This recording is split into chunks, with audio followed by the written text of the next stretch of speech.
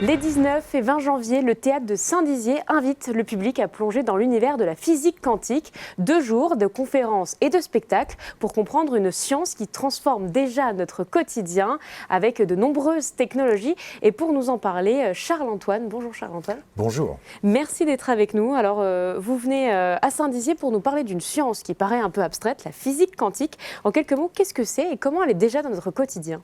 Alors la physique quantique, c'est pas si compliqué que ça. C'est une branche de la science qui cherche à comprendre comment fonctionne le monde, mais au niveau le plus fondamental, au niveau de ses constituants les plus élémentaires, donc les atomes, les molécules et les sous-constituants, typiquement les électrons, les protons, les quarks, etc. Et cette science qui a été créée au début du XXe siècle, et dont on fête le centenaire, donc en 2025, on a fêté le centenaire de la formulation mathématique première cohérente en 1925, eh bien cette science a littéralement révolutionné non seulement la science, notre façon de voir le monde et de décrire le monde, mais aussi nos technologies, puisque quasiment toutes les technologies qu'on a autour de nous dépendent de près ou de loin de notre compréhension fine de la matière et de la lumière au niveau fondamental, et donc de la physique quantique. Alors parmi ces technologies, on a le smartphone, l'ordinateur, le GPS, un petit peu au quotidien. Où c'est qu'on peut trouver de la physique quantique ? Partout. Comme je disais, de façon indirecte, partout, puisque c'est la physique quantique qui nous a permis de comprendre pourquoi certains matériaux étaient isolants de la chaleur ou du courant électrique, et d'autres qui étaient conducteurs. Et puis on a pu construire des matériaux qui étaient un peu entre les deux, ce qu'on appelle des semi-conducteurs, qui sont à la base de toute l'électronique et donc de toute l'informatique. Et donc finalement, dès qu'on touche à n'importe quoi, de la domotique ou l'informatique, on fait de la physique quantique sans le savoir, mais aussi, donc, comme vous disiez, quand on va passer une IRM, ça repose sur notre compréhension des matériaux refroidis près du zéro absolu, mais aussi les lasers. Dès qu'on passe un produit dans un supermarché avec un code barre, finalement, on honore d'une certaine façon les fondateurs de la physique quantique qui ont fait ça il y a 100 ans. Alors justement, vous le disiez, ça touche tous les domaines de la technologie, mais ça va aussi bouleverser l'industrie, la finance, etc. Aujourd'hui, quels sont les changements majeurs qui vont arriver dans les prochaines années grâce à la physique quantique ? Alors en fait, la physique quantique, donc, elle a été créée au début du XXe siècle.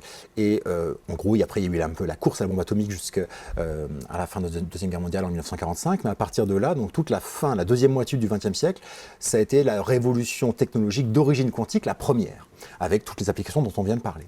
Et là, depuis une trentaine d'années, on est plongé dans une deuxième révolution quantique, à grands coups donc de téléportation quantique, d'ordinateurs quantiques, de nouveaux matériaux prouesses aux propriétés exceptionnelles, à l'Internet quantique et à plein de nouvelles applications, par exemple les capteurs quantiques qui sont 1000 fois plus sensibles que les capteurs classiques, plein d'applications qui ont été permises par le développement et la maîtrise des effets quantiques au niveau individuel. On sait aujourd'hui créer, détecter, manipuler un atome, un photon, un électron, etc. Et donc ça nous a permis de créer toutes ces nouvelles technologies qui sont littéralement en train de révolutionner toutes les technologies et qui ont des enjeux donc économiques bien sûr, industriels, professionnels, mais aussi géopolitiques et militaires, cruciaux. Toutes les grandes entreprises, grands États et grandes armées s'intéressent de très près à toutes ces nouvelles technologies quantiques, en particulier l'ordinateur quantique. Alors justement, vous allez essayer de dégrossir un petit peu tout ça. Vous êtes là donc le 19 et le 20 janvier pour 2 temps. Alors il y aura des conférences et un spectacle. On va déjà commencer par les conférences. Vous avez des conférences qui sont destinées à la fois aux collégiens, lycéens, mais aussi au grand public. Pourquoi vous êtes allé sensibiliser les jeunes à ce sujet-là ? Alors, il se trouve que j'ai eu la chance et l'honneur d'avoir été nommé ambassadeur médiation scientifique par le CNRS, par CNRS Physique, la branche physique du CNRS, pour 2025, justement pour fêter ce centenaire. Ça continue toute l'année 2026. Et donc, un de mes objectifs, c'est d'atteindre tous les publics possibles, le plus large possible. Et donc, en particulier, les jeunes, mais aussi les journalistes, ceux qui nous informent, ceux qui nous forment, les professeurs, donc en formation continue, et ceux qui décident, donc ceux qui nous informent, qui nous forment, qui décident, et donc les jeunes. Et j'adore justement aller parler aux jeunes, aux plus jeunes, que ce soit donc, enfants, collégiens, lycéens ou post-bac, pour leur montrer déjà que la physique quantique, elle est proprement merveilleuse au sens premier du terme, elle donne accès à un émerveillement incroyable sur ce qu'est la science dans le plus intime, mais elle est aussi une source d'opportunités, de métiers et de découvertes qui est phénoménal. Et ce que j'aime aussi souvent à dire, c'est qu'aujourd'hui, dans l'écosystème quantique, de ces nouvelles technologies quantiques, il y a plus d'offres que de demandes. Et non seulement il y a plus d'offres que de demandes, mais en plus, la diversité est très, très demandée. C'est-à-dire que plus les gens ont des parcours un peu différents, un peu qui sortent du cadre, et plus c'est intéressant pour cet écosystème quantique qui cherche avant tout à avoir des gens qui pensent différemment. Donc, bienvenue pour toutes les filles qui veulent se lancer dans les sciences et technologies, en partie quantique, et les personnes qui s'excluent un petit petit peu automatiquement en se disant non, c'est pas pour moi, je suis pas assez bon en sciences, etc. Non, pas du tout.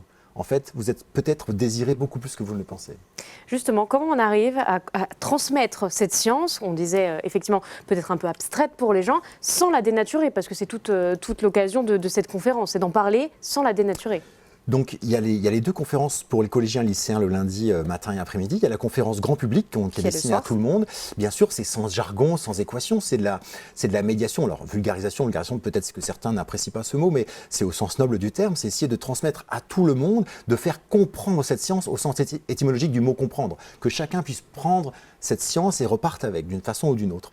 Et donc à la fois la conférence et le lendemain soir, le mardi soir à 18h30, le spectacle Art Science, où je suis avec donc mon ami artiste Paul Kichilov qui dessine à mes côtés sur scène, qui dessine des scènes époustouflantes en quelques secondes sur des musiques grandioses. Donc généralement les gens en prennent plein les yeux, plein les oreilles et plein les neurones, parce que moi je raconte cette physique quantique comme on pourrait raconter la science à quelqu'un, à un ami au coin du feu. Et mon ami artiste l'illustre de façon imagée. Et c'est justement la question que vous posiez, comment arriver à transmettre sans dénaturer, sans mentir, sans trahir, parce qu'une traduction c'est toujours un peu une trahison. Eh bien justement, il faut, l'essentiel est de ne pas faire croire aux gens qu'on va tout leur expliquer, qu'ils vont tout comprendre. Par contre, si on peut leur faire passer quelques messages et si on peut planter des graines de curiosité et en tout cas arriver à leur donner suffisamment, à les outiller pour qu'ils arrivent à démêler le vrai du faux dans ce qu'ils peuvent entendre ou lire et en tout cas leur montrer à quel point cette physique quantique est merveilleuse. Et il ne se passe pas une seule, typiquement dans les conférences, mais surtout dans les représentations du spectacle, il ne se passe pas une seule représentation sans que des gens à la fin viennent nous dire comment on a pu passer 30 ou 40 ans à côté de cette science qui n'est pas du tout ennuyeuse, n'est pas du tout si complexe que ça, et elle dit tellement de choses philosophiques sur notre monde et sur ce qu'on peut voir et décrire du monde que c'est vraiment dommage de passer à côté. Donc, il suffit de bien l'expliquer finalement. Justement, vous en parliez, on a vu quelques images défiler. Le spectacle fait aussi partie de cet ouvrage, fait aussi partie du spectacle en quelque sorte. Parlez-nous-en, ce spectacle, si je prononce bien, il s'appelle Equicanto. Pourquoi vous avez choisi un peu ce format hybride entre l'art et la science ?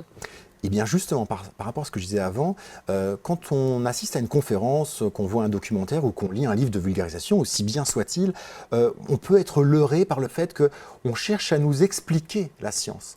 Alors en fait, ce qu'on cherche dans ces moyens de vulgarisation, c'est juste à éveiller la curiosité, à planter une graine, à allumer un feu. Par le moyen des liens art-science, on évite ce biais-là. C'est-à-dire que les gens qui viennent à un spectacle art science, qui ne seraient jamais venus à une conférence parce qu'ils trouveraient ça trop rébarbatif ou pour d'autres raisons, eh bien par ce biais des liens art science, ils savent qu'on n'est pas là pour leur expliquer, c'est pas professoral, c'est pas une conférence. Et justement, c'est un biais magnifique pour attirer plein de gens qui ne seraient jamais venus à une conférence, pour les sensibiliser et leur apprendre des choses, leur faire comprendre des choses de cette physique quantique. Et donc ce spectacle qui a donné donc lieu à ce livre qui vient de sortir aux éditions Les Belles Lettres, un livre magnifique. Les dessins que Paul Kichilov, donc l'artiste, a réalisés dans ce livre sont absolument époustouflants. En plus, il y a le 4e de couverture, c'est dessiné partout, etc.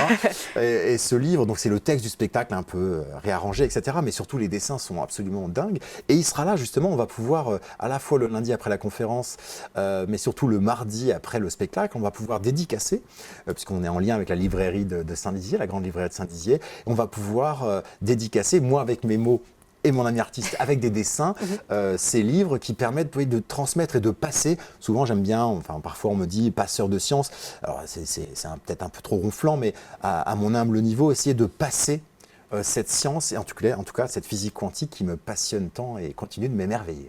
Et justement, vous allez transmettre tout ça. Je rappelle donc le rendez-vous, lundi 19 à 18h30 pour le grand public. Le spectacle, c'est mardi à 18h30 jusqu'à 20h.